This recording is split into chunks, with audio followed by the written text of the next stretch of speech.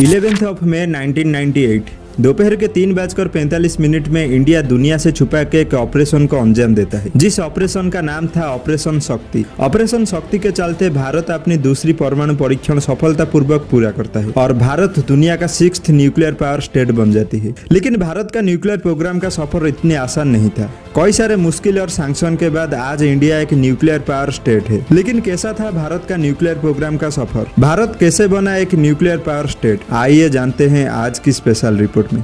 Today at 15:45 hours. May 11th, 1998. India detonated test nuclear weapons underneath the shiny sands of the Thar. There's a lot of pressure, geopolitical pressure. अभिनंदन होना चाहिए वैज्ञानिकों का। Vajpayee was responsible for transforming India a nuclear weapon state.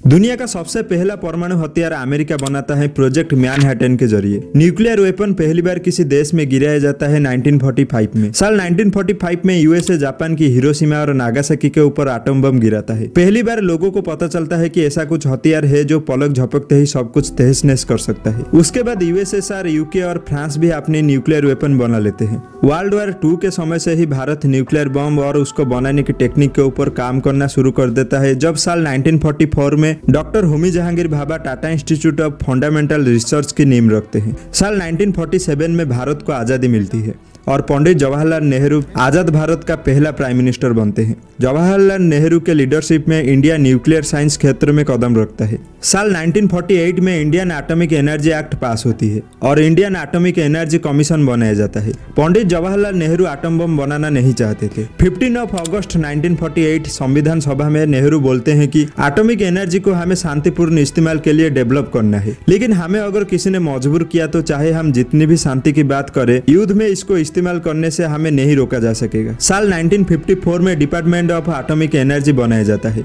जिसका secretary सीधे PM को report करेगा। Doctor Homi Jahangir Bhabha को इसका सेक्रेटरी बनाया जाता है। साल 1962 में इंडिया और चाइना के बीच एक वार होती है, जिसमें भारत को बहुत बड़ी हार मिलती है और इस वार के 2 साल बाद मतलब 1964 में चाइना खुद का एटम बम टेस्ट करता है और खुद को एक न्यूक्लियर स्टेट डिक्लेयर कर देता है। जिसके बाद भारत के सभी पॉलिटिकल पार्टी सरकार से मांग करने लगते हैं हमें भी एटम बम बनानी चाहिए। साल 1964 में नेहरू जी के डेथ के बाद लाल बहादुर शास्त्री देश का पीएम बनते हैं। लाल बहादुर शास्त्री शुरू में एटम बम बनाने के खिलाफ थे। भाभा शास्त्री जी के इस विचार से खुश नहीं थे। भाभा ऐलान करते हैं कि इंडिया 18 महीनों में एटम बम बना सकता है। जिसके बाद 27 नवंबर 1964 में लाल बहादुर शास्त्री पीसफुल यूज के लिए न्यूक्लियर डिवाइस डेवलप करने के लिए मान जाते हैं। लेकिन साल 1965 इंडिया पाकिस्तान वार के बाद शास्त्री जी का बड़े ही रहस्यमय तरीकों से मौत हो जाती है। शास्त्री जी के डेथ मिस्ट्री को अगर डिटेल्स में जानना चाहते हो तो इस वीडियो को चेकआउट कर सकते हो, लिंक नीचे डिस्क्रिप्शन में मिल जाएगा। उसी साल एक प्लेन एक्सीडेंट में डॉक्टर होमी जहांगीर भाभा का भी मौत हो जाती है। उसके बाद इंदिरा गांधी प्राइम मिनिस्टर बनते हैं और भाभा के जगह doctor Vikram Sarabhai department of atomic energy का सेक्रेटरी बनते हैं। विक्रम साराभाई गांधी जी के आदर्श को फॉलो करते थे, जिसके लिए वो एटम बम बनाना नहीं चाहते थे। शुरू में इंदिरा गांधी भी उनके विचारों से सहमत थे, लेकिन 1971 इंडिया पाकिस्तान वार के बाद 7 सितंबर 1972 में Indira Gandhi nuclear device manufacture और टेस्ट की परमिशन देते हैं। 18 मई 1974 को राजस्थान की पोखरान में भारत पहला परमाणु परीक्षण करता है। क्योंकि इस दिन बुद्ध पूर्णिमा था, एक्सप्लोजन के बाद बोला जाता है कि बुद्धा इज स्माइलिंग। इस टेस्ट के बाद इंदिरा गांधी दुनिया को बोलते हैं कि ये एक पीसफुल न्यूक्लियर टेस्ट था, हमारा कोई भी इरादा नहीं है एटम बम बनाने की। लेकिन यहाँ पर दुनिया को पता चल जाता है कि इंडिया सीक्रेटली कुछ बड़ा करने जा रहा है। अमेरिका भारत के हर गतिविधि के ऊपर नजर रखना शुरू कर देता है।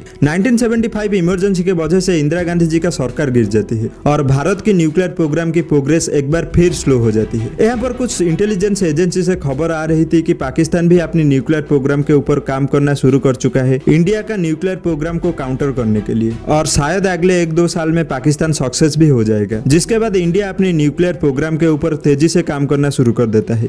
न्यूक्लियर प्रोग्राम में एक बड़ी डेवलपमेंट देखने को मिलता है नरसिम्हा राव के लीडरशिप में। नरसिम्हा राव पीएम बनने के बाद साइंटिस्ट को टेस्ट की पूरी तैयारी करने की ऑर्डर दे देते हैं, जिसमें थर्मोन्यूक्लियर और हाइड्रोजन बम भी इंक्लूड था। लेकिन इस बात का भनक अमेरिका को लग जाती है। अमेरिका सैटेलाइट के माध्यम से इंडिया का टेस्ट प्रिपरेशन को देख लेता है और भारत को इसको लेकर वार्निंग देता है, जिसके लिए माना जाता है प्रेशर में आके नरसिम्हा राव टेस्ट को कैंसिल कर देते हैं। नरसिम्हा राव के बाद 1966 में अटल बिहारी वाजपेयी भारत का पीएम बनते हैं और पीएम बनने के 2 दिन के अंदर टेस्ट के लिए ऑर्डर दे देते हैं। लेकिन अनफॉर्चुनेटली वाजपेयी जी का सरकार 13 दिन में गिर जाती है और भारत की न्यूक्लियर टेस्ट एक बार फिर कैंसिल हो जाती है। 18 मार्च 1998 में अटल बिहारी वाजपेयी दोबारा प्राइम मिनिस्टर बनते हैं और सत्ता में आते ही वाजपेयी जी टेस्ट के लिए ऑर्डर दे देते हैं। 10 मई 1998 को एटम बम टेस्ट करने की प्लान बनाया जाता है, लेकिन 26 अप्रैल से 10 मई तक प्रेसिडेंट लैटिन अमेरिका के टूर में थे और इस बीच DAE यानी डिपार्टमेंट ऑफ एटॉमिक एनर्जी के चीफ आर चिदम्बरम के बेटी के भी शादी होने वाली थी।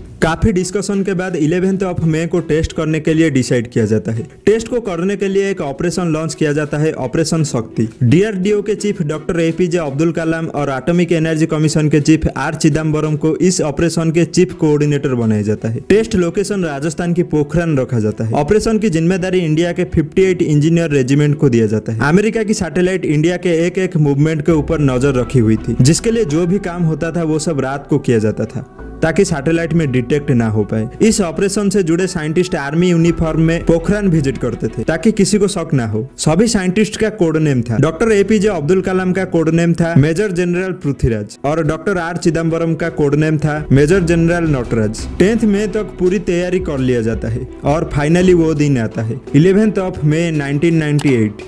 साइंटिस्ट आर्मी यूनिफॉर्म में कंट्रोल रूम में सही वक्त का इंतजार कर रहे थे और दोपहर के 3:45 को इंडिया एक के बाद एक 3 बम का टेस्ट सक्सेसफुली कर लेता है। इसके बाद 13 मई को 2 और टेस्ट किया जाता है और इसी के साथ भारत एक न्यूक्लियर पावर स्टेट बन जाती है। टेस्ट के सक्सेस के बाद अटल बिहारी वाजपेयी जी एक प्रेस कॉन्फ्रेंस करते हैं और दुनिया को बोलते हैं कि अब भारत के पास भी एटम बम है।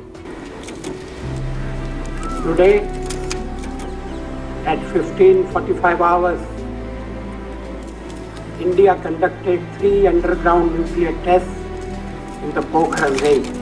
I warmly congratulate the scientists and engineers who have carried out these successful tests.